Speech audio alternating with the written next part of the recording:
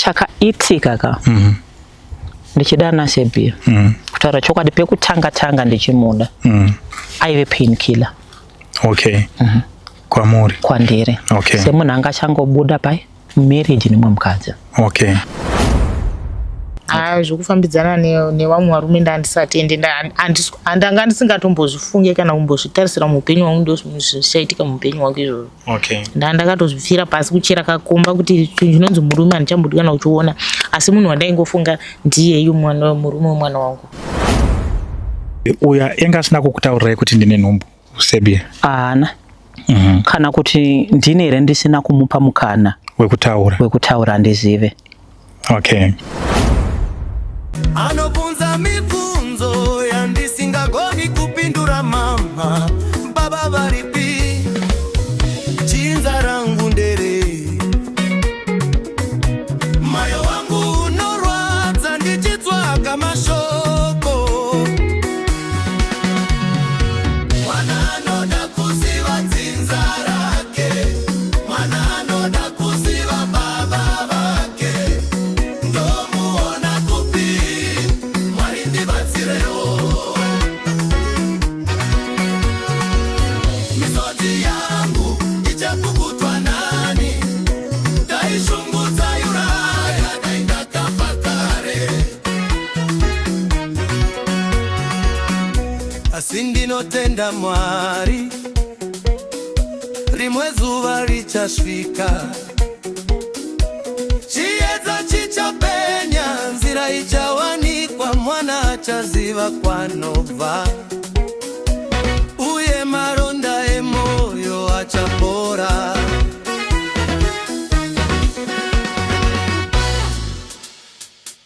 Right, muri yeZimbabwe, rega nditore mukana wekukuchingamidzai kumatimana enyika yeZimbabwe kwese kwamuri. Zita ndinonzi DJ T1, tiri pano pa Tichkach MTV apo patinokubatira inyaya dzakasiyana dzinoitika mumatunhu atigere pamwe chete neakatikomberedza. Tinokuramba tichikutendai nekutsigira chirongwa chedu mwana anoda kuziva dzinza rake. Atisi kumira uye achisi kudzokera kumashure. Ndinonyanya kukurudzira kune avo vari kutsvaga hama dzavo kuti farirai kuona chirongwa chino ichi nekuda kwekuti unogona kusangana nehama yako pachirongwa chino. Zvakare kune vari kutsvaga hama dzavo, sunungukai kuti bata, tinogona kubatsirana zvinhu zvikatofamba zvakanaka. So thank you very much muri yeZimbabwe, ndokutendai. Hatishandi tega, tiri kushanda tese nemi muri kwamuri ikoko. Chirega tipinde munyaya yedu zvizere zuva ranhasi. Mukatarisa panapa ndina mukoma wangu wandakagara nawo pano. Ndombokudzosai kumashure mbichana. Pana amai vandakamboita hurukuro nawo pano vachiti vari kutsvaga munhu anonzi Sylvester Charles. Saka mukoma wangu ava ndoda kuti timboita hurukuro nawo tinzwe kuti zviri kundobatana here kana kuti zviri kupesana. So thank you very much. Ngatipinde munyaya yedu. Akoma makadi? Ndinofara mukoma wangu makasimbere. Aiwa, tinosimba, ndinokuchingamidzai zuva ranhasi. Ndinotenda mukuru wangu. Aiwa, ndinotenda zvikuru. So makasununguka kutiudza zita renyu kuti munonzani? Zita ndi Sylvester Charles. Okay. Aiwa, ndinotenda mukoma Sylvester. So chi chakaita kuti muti tsvage ndakanzwa muchitifonera? Okay. Nyaya yakaitika ndine munhu wangu wandaifambidzana naye. Okay. Saka ndakamusiya ndine. Reason why?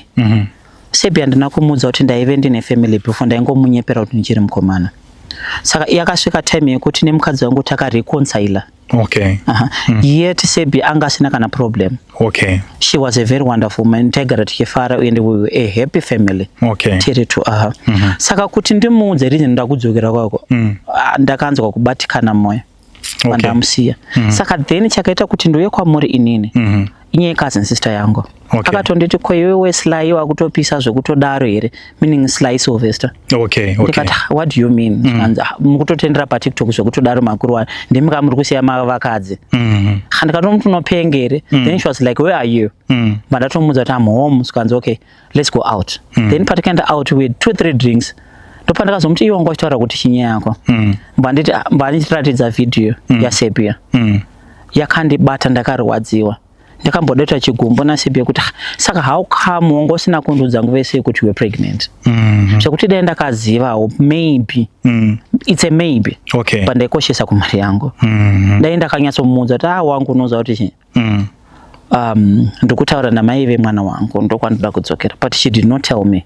Saka ndangofunga kuti achiri hake musikana, she can move on with life. But nekuda kwevidhio rake randakaona paTikTok auya panapa ndozvakandimovha inini kuti ndiite shungu dzekuti kwane mwana nezita handitozive nejenda handitozive. Okay. As a father I have to take responsibility. Okay. Saka zvakangondibata kuti kana chiri chokwadi, kana chitaura chokwadi, rega ndidzokere kupi kwaakaenda ikoko. That's the reason why I'm here. Okay. Aiwa, ndinotenda mukoma Sylvester. So apa maita pachigentleman maita zvinoita munhu wemurume chai. Ndokutendai nekuti tsvagawo uye zvakare nekuwana mukana wekuti tinge tichikurukura tichitaura nemi. Saka so imimi mukoma Sylvester, why musina kunyatsa kumubudira pachena mudzimai wenyu kuti shamwari inini ndine mhuri yangu? Ndakuti amba aziva ndichitaura pajekerere. She was so too good to me zvekuti aisadeserve pain andada kumupa. Okay. Ndakaona zvisingakodzere. Sebi haana chaitadza. Because akabva relationship yake kumashure. Akabva the husband I'm abusing. Okay. Akandoudza zvese. Okay. So I promised her kuti inini I'm there to heal those wounds. Okay. Saka ndakaenda ndikanodzokorodza the same things zvaitwa kupi kumashure. Saka ndakanyatsoona kuti ndimubudire pachena ka. Zvakandiremera hangu. Okay. Ndo reason why ndisina kumuudza Sebi, but aive munhu wandaida ende nanhasi. Okay. Munhu wandinoda. Besides kuti ane mwana. But munhu wandinoda. Okay. Aiwa, ndinotenda nekutsanangura kwakanaka. Saka so nhasi iye akati ngatidzokererani munobvuma. Andienda hangu kumasowe, but ndinenge ndakuti Mwari vadayira minamato yangu. Okay. Ngei? Ane ma-qualities andikaona semudzimai ndiri munhurume. Pamwe pacho tinombofurika tichimbofunga kuti sorry ndichingotaura nyaya muchidimbo. Pane pekuti kuve nemwana nemudzimai hakusiri kunopa ma-qualities ekuti mukadzi wemumba. Ndizvozvo. Saka indopfungwa dzandaive nadzo. Saka ndatozoona kuti uyu anga asina mwana ka. Atori munhu kutodarika wacho ane mwana. Ende nanhasi nemudzimai wangu wacho wandandadzokera takasiyana. Saka kurunzi Sebi andigamuchira zvakare muupenyu hwake ka. Ndinotendera, ndinomuda nemwoyo wese. Okay. One mudzimai wenyu wacho wamakaenda ikoko makasiyana? Takatozosiyana futi. Okay. Alright. Pamakasiyana nemudzimai wenyu, makamboitawo here pfungwa dzekumborangarira Sebi yakuti but ndine munhu wandakambodanana naye kuti mukwanise kunge muchimutsvaga kuti ari kupi? Chokwadi. But andizive kuti chaive chii, kana kuti nyaya kuti kamwana kangu ndokaive ka-first born. Chandainyanya muchidimbo indakakura upenyu kurera na mainini. Okay. Saka ndaisada kuti mwana wangu anga achirarama life ipi iyoyo. Saka wangu wekuti anga ake ma weaknesses aive nawo. Saka ndakangofunga kuti maybe we'll get through them tikatobuda zvikaita. Okay. But zvakaita sei? Zvakaramba. Of which ndakarasa chiruma nekuda kwekuombera shona inotaura chidaro. Okay. Saka ndakazonyatsoona ndakukombeya Sebi namai vemwana wangu. Okay. Ndakazonyatsoona kuti Okay. Saka neimwe mhuri iyo namai wamuri kuti makasiyana nawo, menge mune wana here? Menge mune wana wangani nawo? Tatine wane. Menge mune wane? Tatine wane yedu chata. Okay. Alright. Aiwa, ndinotenda nekutsanangura kwakanaka uye zvakarewo nekukwanisa kunge muchibudawo pachena. Saka uya enga asina kukutaurirai kuti ndine nhumbu Sebi? Ana. Kana kuti ndine here ndisina kumupa mukana wekutaura andizive. Okay. But inini ndichiona achitaura ari pachirongwa chenyu ndakangova blamise kwandiri. Because pandairi konsaila namai vemwana wangu nguva naSebi yanga yashoma. Okay. Whether ndikuya kumba ndakanwa doro kana kuti ndikunonoka kuya kupi komba. Saka maybe ndogona, in fact ndakamuregerera pakuti aida kundiudza, but nguva chaiyo kuti ndigare naye pasi panga pasisena. zvamunotoona mega imimi kuti andinokupora kutaura chokwadi aive honzeri ndine. Okay. Saka nhasi mimi Sebia akakuudzai imimi kuti pamakaenda makandisiya aine nhumbu asina kukuudzai, munowa here nekutenda zvechokwadi kuti muwe nekuziva kuti nhumbu yaari kutaura ndiyenyu zvechokwadi? Dai zvaikwanisika akandiudza netrust yandinayo maari, dai ndaizogonawo tinotaura kuti musi wakati mwedzi wakati ndopandakabata chi pandakabata nhumbu ndikasununguka mwana wangu madhesi akadai uchiri kurangarira here. Okay. But still zvakadaro handizoti kupusiri kana kuti rudo, ndiri kumutenda kuti mwana ndiwangu chero ndisati ndamuona. Okay. Hey, ndinotenda mukoma Sylvester nekutsanangura kwakanaka. Saka tisati tawana zvedu mukana wekuti tinge tichikurukura tiri pamwe chete naSebia. Kuri kunzi Sebia akupai mumwe mukana wekuti alright, muri kutaura imimi chokwadi kuti muri kumuda, muruda kugara naye. Amuzomuita futi here zvamakaita? Anzi ndakazoona kukosha kwechikorobho ndarasa mvura. Handicharase futi mvura. Kana kuti handicharase chikorobho futi. Okay. Munhu pane zvimwe zvekuti kungoti handizive kuti tiri pamheperi kana kuti hatisi, but tine mamwe mararamiro achaita akanzwisisa pandiri zvokuti akagamuchira zvinhu zvakawandisa zvandaisafungira kuti anoita sei anogamuchira. Handikwanisi hangu kuzvitsanangura ipapo ndiregererewo. Alright. But munhu wekuti ndinotenda kuti tinogara zvakanaka. Okay. And respect. Alright. Aiwa, ndinotenda mukoma Sylvester nekutsanangura kwakanaka. Saka chiregai tisapedze nguva tikwanisewo kuita hurukuro naye sezvo aripo pano tombonzwa kuti zvechokwadi ndizvo here zvamuri kutaura nezvaari kutaura zviri kundobatana here. Ndinotenda. Right, muri yeZimbabwe ngatisanganei muchikamu chedu chechipiri panyaya yedu iyoyi imwe chete. Rambai muinesu. So ndiri kutora mukana uno nekuramba ndichikutendai pane chirongwa chedu mwana anoda kuziva dzinza rake. Muri kutitsigira zvemhando yepamusoro. So kurudziro yangu kune uyo ari kuziva kuti ane munhu aakashaya, ndinokumbirisa kuti rambai muchiona chirongwa chino, zvichida unogona kusangana nehama yako. Kune uyo ari kudawo kutsvaga hama yake, platform inoyi yakasununguka kuti munge muchiishandisa pakutsvaga hama dzenyu. Saka so thank you very much, ndinokutendai. Asi musakanganwe kufollowa YouTube channel yedu, musakanganwe kusubscribe Facebook page yedu, musakanganwe kufollowa ku TikTok tiriko zvakare. So chikumbiro chedu chenge chiri chekuti kana kuchinge kuine masponsa anogona kutibatsirawo pachirongwa chatiri kufamba nacho, makasununguka kutibatsira. Chinongotiremera panyaya iyi inyaya yetransport, kunyanya kufamba tichienda kuti chimhanya tichikwira nekudzika. Saka so thank you very much muri yeZimbabwe. Ndinokutendai, rambai muchititsigira nekutipa mazano. Tikauya nenyaya ndimi vanhu wacho, ndimi munotiudza ku comment section kuti nyaya iyi toibatsirana sei tiri pamwe chete. Saka so thank you very much muri yeZimbabwe. Tinokudai, rambai muchititsigira mazvita.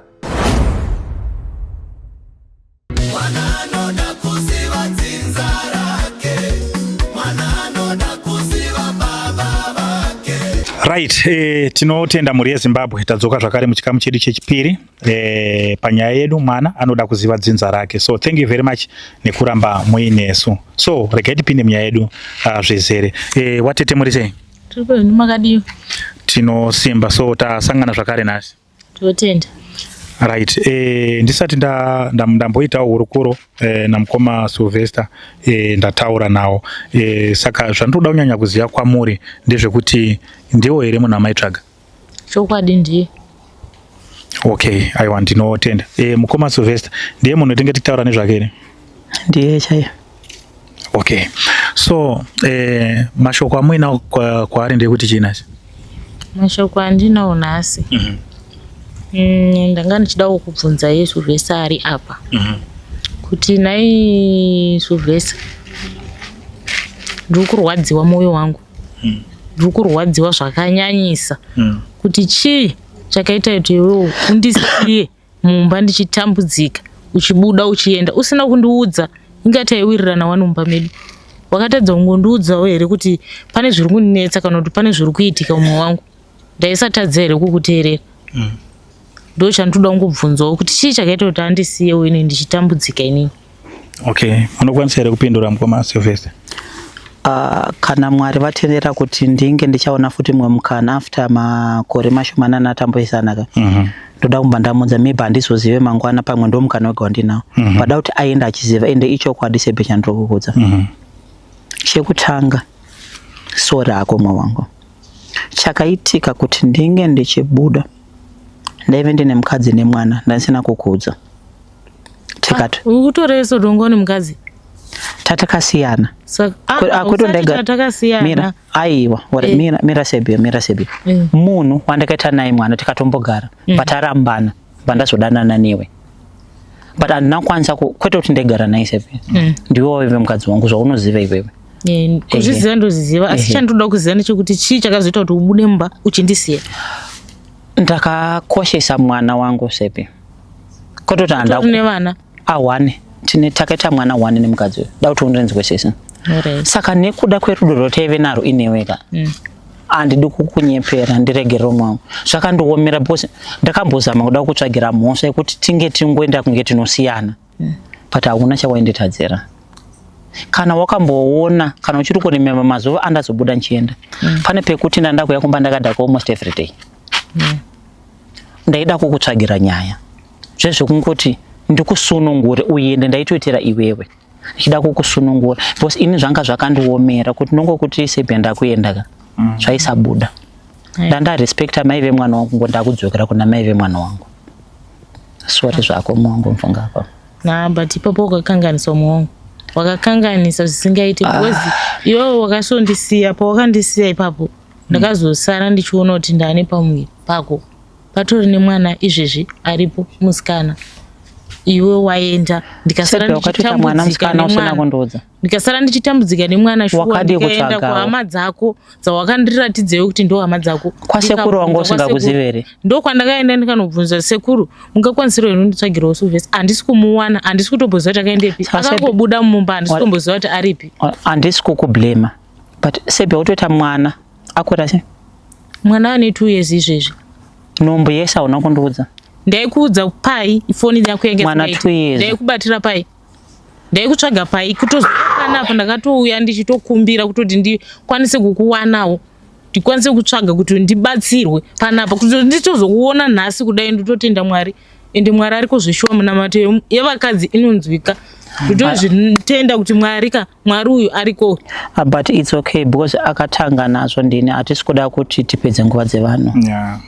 Sora hako ndakatadza. Chandiri kuda kubvunza kwamuri imimi amai ndechekuti muri kuzvigamuchira here kuti akakusiyai achienda kune mukadzi wake? Makambowa nepfungidziro here yekuti kubva pamakadana naye anogona kunge aine mukadzi? Ipapo ndinganyepa handina kumbozvifungiradzira semunhu wandaiwirirana naye handina kana problem yandandinaye kuti ndichiona mumba ende handambobvira ndazvifungidzira kana foni yake ndaigara ndichibata foni yake but handina chimwe chinhu chandakambobvira ndaona mufoni make kana chandakambobvira ndabata kana chandakambobvira ndaona saka ndasingamborina fungidziro kana tarisiro yekuti ndichanzwa kuti anga ane mukadzi. Okay. Alright. Mukoma Sylvester pandakaita hurukuro namai avo wakataura kuti muna kumbobvira maenda nawo kune hanzvadzi kuti azive kuti nditete kana kumba kwenyu kuma introduction makangowainisa kuna sekuru chete. Chingava chiri chii chakakutadzisai kuti mukwanise kuvaonesawo vana tete kana nedzimwe hama? Alright. Kana zvichimomera kana zvichimuremera ndongokumbira amba angozvigamuchira zvese kawani. Chakaitika ka ndichidana Sepe kutaura chokwadi pekutanga ndichimuda aive pain killer. Okay. Kwamuri? Kwandiri. Okay. Semunhu anga achangobuda pai marriage nemwe mukadzi. Okay. But nekuzogara nekudana kwandakaita naSepe sa uyu ndaisada kuti azikanwe nehama because hama ndaidzinyepera ndakudzokera nemukadzi. Saka kuti ndichiendesa uyu manje zvaisaita sei? Zvaisaita. Okay. Sekuru zvagara madzi sekuru ndakatovaudza sekuru ndi sekuru chaiyo yanzvadzi yamama chaiyo okay pandakatovaudza kuti ndiye munhu wandikumboita sei wandikufambidzana naye ende vaive sekuru wechokwa saka nekufamba kwenguva ivo semusekuru handichati semusekuru gogo mukadzi wavo ndovakazonditi pati nai Sylvester vakutarisa maqualities ausho nemukadzi wangu ndausikonera kuti mwana uyu akabuda marriage wongu hatisi kuramba zvino zvowanikwa but uchikumbira iyeye namai vemwana wako vantu vakatoita sei vakatosiyana okay ndopandakatanga kuchikoshesa uyu nekuona mavalues ake but inini back in my mind chandaida kugara nemwana wangu nemukadzi wangu tiri pano one okay zvandambotaura ndakakura munherera ndaisada kuti mwana wangu akura nemaparents akaita sei akasiyana saka ndaingofaitira mwana wangu saka zvekuti ndaivharidzira zvaitwa namai vake zvakaita sei zvakashata ndaisazviona nenyerudo rwemwana wangu ndaingoti zvinhu zvinowanikwa okay but nekuzogara manje kusvika nhasi ndauya sepi yandikudza handizive but wakandiitira zvakawanda kuti ndinzi Sylvester nhasi ndiwe une zvawakachinja muupenyu wangu besides kuti ndakunzi baba ninge une zvawakaita so rako ndaisaziva pamwe pacho ndinodzidza nekukura ndinodzidza nenguva mukana okay saka ndakazoona kukosha kwauyu wese achizouya kwamuri imimi it's not easy haisi nyore ndo zvezvimwe zvakambva zvawedzera value yake kuti ndimai zveshuwa and ndo zvakambva zvandipa ndingati guarantee yekuti mwana saka ndiwane ndewenyu because mwana ari kuchengeta ndiye ameno chaanoda kwandiri chapana but angoda kuti mwana azive pama ichokwadi saka ndo zvimwe zvakandipa power rekuti saka ari kutara within the heart ndakaona hangu last week iyo pandaiona ningiri TikTok yake ndakabatikana saka andizive ameno alright aiwa ndinotenda muri kuzvinzwa here zvekutaura murume wenyu so ndisati ndadzoka kwamuri ndinovimba kuti mataura zvese uye pandaita hurukuru nemi avo vasati wapanapa mataura imimi mukati uye zvakare muchiri kuwadawa kuti munge muchipfuurira mberi nerudo rwenyu handizivi kuti ichokwadi here nda kuti mutaure mega nemuromo wenyu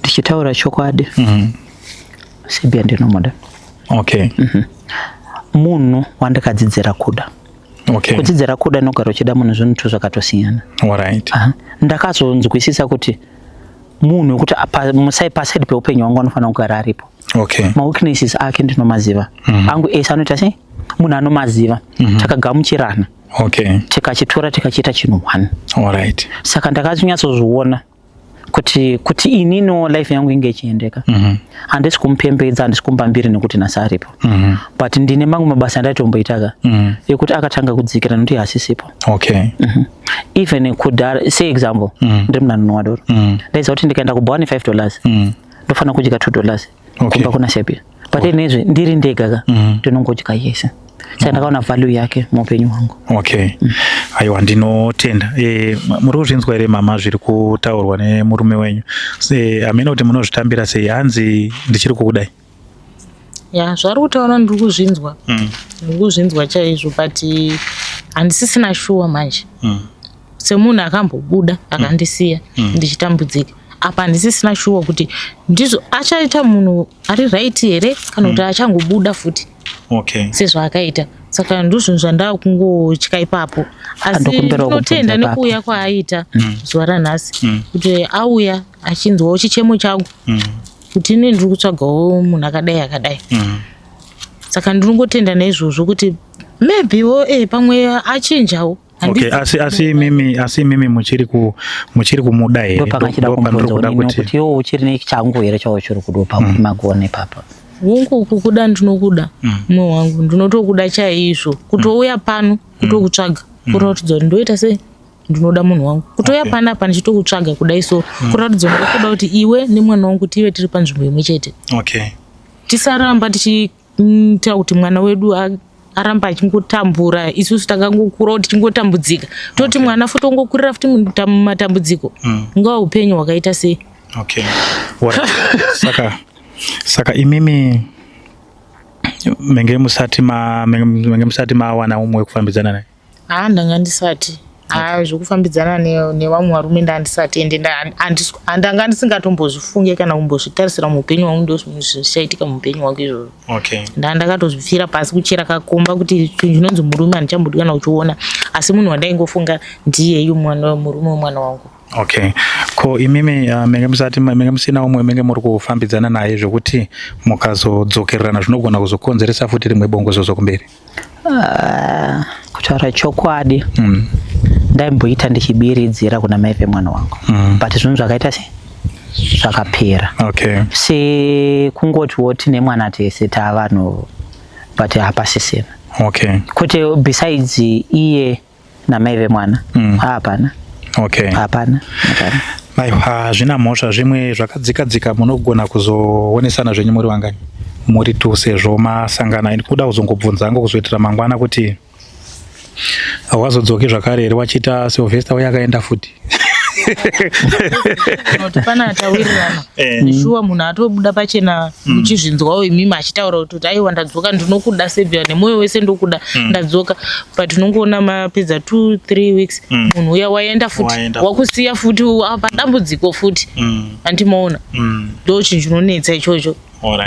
Aiwa ndinotenda. So zvimwe chakakosha ndechekuti wairi mimi maita sei masangana ndo pendenge ndiri kuda. That's why ndakakuudza ipaipa yekuti mamai uyaitisangane futi panapa pane munhu wandoda kuti mukonfirme kuti ndiye here, saka ndinokutendai. Saka so mukoma Sylvester tisati tabva panapa zvizhinji ndichakupai zvangu mukana motaurirana zvekuzoti munoenda mese here kana kuti munozoonana rini.